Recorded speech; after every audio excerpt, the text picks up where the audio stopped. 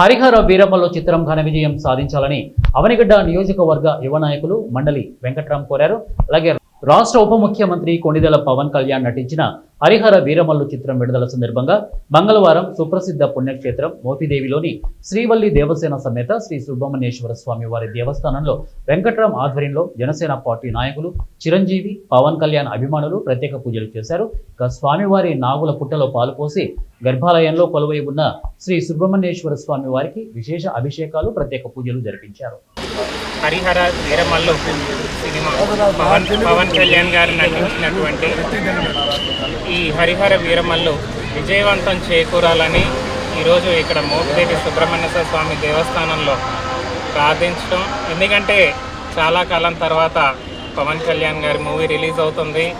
ఎప్పుడెప్పుడు ఆ cinema release అవుద్దా అని చెప్పి ప్రతి ఒక్కరు కూడా అభిమానులు కానీ అందరూ కూడా ఈరోజు 1000 కళ్ళతో ఎదురు చూస్తున్న విషయం మనందరికీ కూడా తెలిసింది.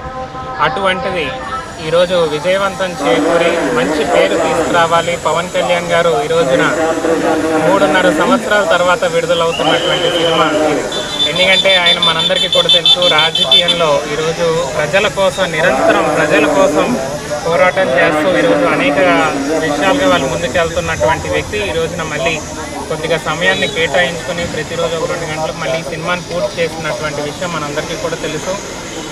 ఈ సినిమా మంచి విజయం చేకూర్చాలని భగవంతుడి యొక్క ఆశీస్సులు దీనికి ఉండాలని